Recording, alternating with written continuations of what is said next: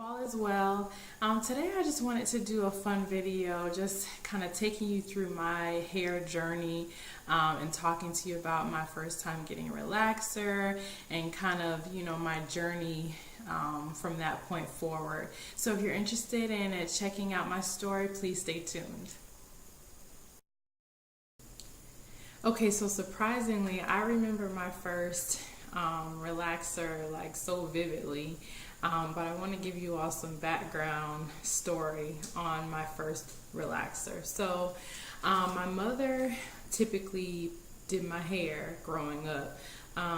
She would, braid it down and put beads on the end, or put pigtails and put barrettes on the end, and blow dry it out. She maintained my hair.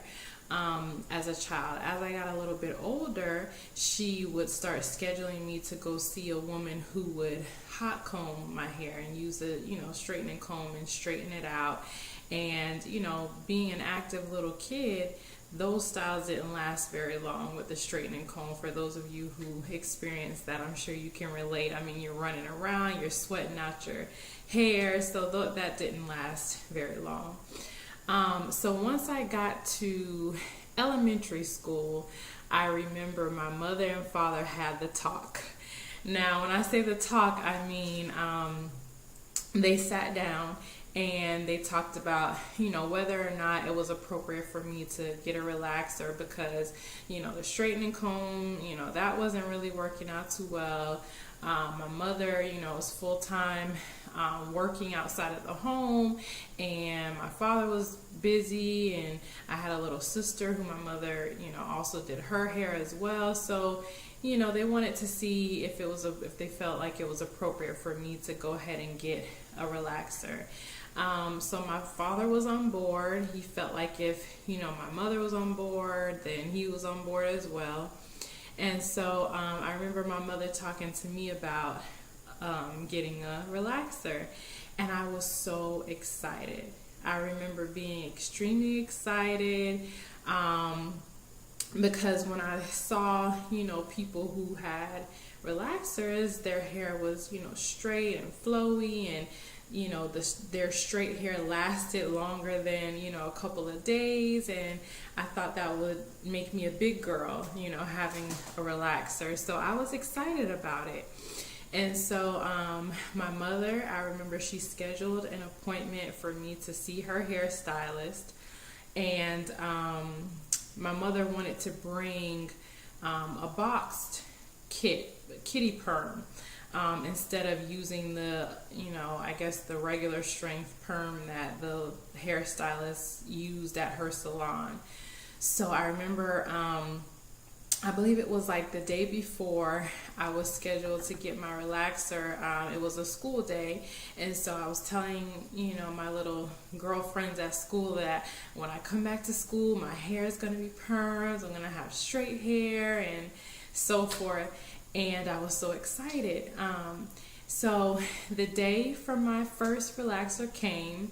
My mother and I went to our stylist, and I remember prior to reaching the stylist, my mother, what they call based my hair, which is basically taking some sort of hair grease slash petroleum jelly type product and kind of greasing your scalp with it and putting it around the perimeter of your head to I guess prevent from like chemical burns or burning sensations while you're getting your relaxer. So I remember my mother based my scalp really good, and we headed off to get my first perm. We get to the salon, and the woman starts taking out my ponytails and gets ready to put the perm on my hair. And my mother gives her the box of perm. So the lady was like, "Where's the other box?" And my mother was like, "What do you mean?" And the woman says, "Oh no, for this head of hair, this child has a lot of thick hair. We need 2 boxes. So for whatever reason, we had to reschedule my appointment because the woman needed 2 boxes of perm instead of 1, and she had another appointment, so we couldn't go to the store and come back. It was I don't remember the particulars, but I do remember that I had to reschedule my perm appointment, and I was disappointed because I had already told my friends that I was coming back to school with straight hair. So needless to say, I ended up getting my first relaxer a couple of days later, and I was really excited. I believe she did some sort of ponytails or something. I was only like maybe in, I want to say third or fourth grade, maybe third grade. I was in elementary school, I remember that much. And so from that point forward, I've had a relaxer ever since. And so I just want to kind of talk to you guys about, you know, my journey and things that I experienced, because I'm sure you ladies out there can relate. From that point forward, my mother would pretty much maintain my hair. When I needed a relaxer, I would go get it done and buy a stylist, because my mother wasn't comfortable with, you know, applying relaxer to my hair herself. But she did maintain it as far as throughout the weeks and stuff like that. So fast forward to high school. Now in high school and middle school, I was very active in athletics. I was an athlete, ran track. I was a cheerleader for some time. I ran cross country. I tried out basketball for a little bit. I did a lot of different activities and things like that. And so I mainly was wearing ponytails and, you know, just keeping my hair kind of in easy styles. And it wasn't until I got to, I believe it was 11th or 12th grade, no, 11th grade, I asked my parents if I can start experimenting with color in my hair. And I have to say that that's the point where breakage became a part of my hair journey for sure. At one point I wanted red hair. I was really into like burgundy red hair. I really wanted that color so bad. So my mother, you know, allowed me to get my hair colored, and I loved it. I was feeling so fresh and cool in high school with my hair. It wasn't red. It was kind of like a burgundy tone. But it was really dark, so you can mainly see it in the sunlight, but it was cute. And then later on, I wanted to get highlights. I wanted honey blonde highlights throughout my hair. And I got those. My parents allowed me to get the highlights. I went through with that. And I have to say, shortly after getting the highlights, I started noticing breakage at the areas where the hair color was lifted with the highlights. And so, you know, my mom would let me get treatments and things from the hairstylist to try and kind of get my hair back to a healthier state. But, you know, it didn't necessarily work as much as we thought it would. At any rate, fast forward to college. Now, I went off to college in the same state that I'm from, but in a totally different city. I'm from South Florida. I went to college in Tallahassee at Florida State. And so going off to college was definitely an experience in terms of my hair, because I went up there not having a hairstylist, not knowing what I was going to do, you know, with my hair, just kind of going into things thinking that, you know what, I'm going to have to maintain my own hair. And that's what I did, or that's what I thought I was doing at least. So I went up to Tallahassee. I was, you know, bought a couple of shampoos and conditioners, and I would just kind of do, you know, things with my hair, just kind of, I don't know what I was doing. I was just trying to maintain it the best I could. And my hair was just breaking off. It was breaking off in the back here. It was breaking off in the top. It was to the point where when I came home back to South Florida to visit my family, they were like, what's going on? Like, we need to find you a stylist in Tallahassee to work on your hair because it's, you know, in bad shape. So I ended up finding another student at the school who, you know, I would occasionally get to like braid my hair and I would wear braids or kinky twists and then take those out and do different things. I really was just at a loss for, how to maintain my hair. So breakage continued. So at a certain point, I ended up finding a hairstylist who helped me to nurture my hair back to health. I was still getting relaxers. She was doing my relaxers for me. And we got my hair kind of back to a healthier state, but it still wasn't where it was, in my younger days.